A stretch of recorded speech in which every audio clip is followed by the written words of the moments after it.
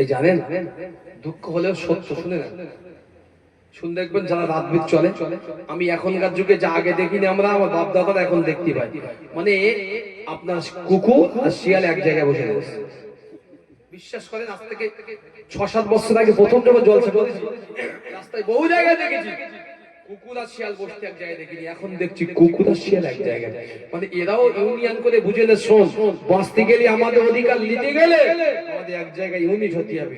আল্লাহ বলেছেন ওয়াতাসিমু বিহাবলিল্লাহি জামিআন ওয়া লা তাফাররাকু, রজ্জু রশিটাকে মজবুত করে ধর, আমি আল্লাহ আমার রজ্জু। ওরাও মনে বুঝে নিয়েছে, দেখ বাঁচতে গেলে শত্রুতা বাদ দে।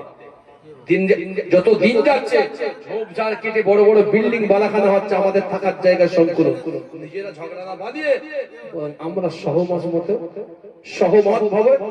সহভাবে বাস করব। এখন দেখতে পাচ্ছি আবু তালিব একটু দূরে দেখলো আমার এতিম ভাতিজা চুপ করে বসে আছে, মুখ দিয়ে গল্প করছে, সিংহ গল্প করে, ওদিক হরিণী গল্প করে। সিংহ হরিণ খায় না, হরিণও পালাতে চায় না। আমার ভাতিজার সঙ্গে গল্প করছে, আবু তালেব দেখে চিন্তা করলো যে আমার আব্বা আব্দুল মুত্তালিব ইন্তেকালের আগে, মরণের আগে বলেছিল যে এই তোমার ভাতিজা আমার নাতি তোমার হাতে দিলাম, মনে রেখো যেমন তেমন ছেলে নয়, এই জগৎ সংসারে আলো ফোটাতে এসেছে, আমি নিশ্চিত এই নাতিটা, এই ছেলেটা এই খানায় কাবার যিনি মালিক হবে তার কাছে বড় সম্মানীয় তিনি। জোরে বলেন সুবহানাল্লাহ। আল্লাহ দুটো সেমিনার করেছিল, আজকে যারা ওয়াজ হচ্ছে আপনাদের সেমিনার, আল্লাহ দুটো সেমিনার করেছিলেন। একটা সেমিনারে পুরো আম পাবলিক ছিল, মানে সব দুনিয়ার আম লোক ছিল। সেদিন আমরাও ছিলাম, আপনিও ছিলেন। আল্লাহ সেদিন প্রশ্ন করেছিলেন আল আস্তু বিরাব্বিকুম, আমরা বলেছিলাম ক্বালু বালা, হ্যাঁ। আল্লাহ বলেছিলেন আমি কি তোমাদের রব নই? আমরা সেদিন উত্তর দিয়েছিলাম হ্যাঁ রব্বে কারীম, ক্বালু বালা, আপনি তো আমাদের রব। 2 নম্বর সেমিনার করেছিলেন, সেই সেমিনারে আল্লাহ আম পাবলিক জেনারেলের জন্য টিকিট এন্ট্রি ছিল না, নিষিদ্ধ। সেই সেমিনারে আল্লাহ পাকের 1,24,000 কিংবা 1.25 লক্ষ নবী, 313 জন রাসূলকে আমার আল্লাহ এন্ট্রি দিয়েছিলেন। জোরে বলেন সুবহানাল্লাহ। সেই এন্ট্রিতে আল্লাহ ছিলেন প্রধান বক্তা, আর আল্লাহ সমস্ত নবীদের কাছে বলেছিলেন এই আমার নবীরা শোনো, ওয়াইদ আখাযনা মিসাকান নাবিয়িন, আমি আল্লাহ তোমাদের বললাম সবার শেষে আমি একজন নবী পাঠাবো, তোমাদের সময় যদি তাকে পাঠিয়ে দিয়ে থাকি তোমরা কি তার উপরে ঈমান আনবে? সব নবী বলেছে ঈমান আনবো। আল্লাহ বললেন যাও দুনিয়ায় গিয়ে তার প্রচারটা করে দিও যে সেই নবী আসছে, যে নবীর উম্মত একটা রাত পাবে, লাইলাতুল কদরি খায়রুম মিন আলফি শাহর, 1000 মাসের চাইতে উত্তম। জোরে বলে সেই নবী আসছে, তার রিসালাতের পয়গাম ঘোষণা দাও।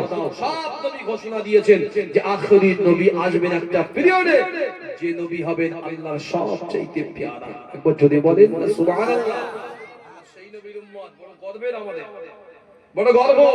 কোরআন খুলে দেখেন, কোরআনের পান্নায় পান্নায় বলা হয়েছে, আল্লাহ বলেছেন ওমাসালুহুম ফিত তাওরাতি ওয়া মাসালুহুম ফিল ইনজিল, আমার নবীর উম্মত উম্মতি তোমরা কি জানো আমি আল্লাহ যে নবীদের উপরে তাওরাত শরীফ, ইনজিল শরীফ, জবুর শরীফ দিয়েছিলাম, প্রত্যেকটি পান্নায় পাতায় পাতায় মুহাম্মদুর রাসূলুল্লাহর উম্মতদের কথা দিয়ে ভরিয়ে দিয়েছিলাম।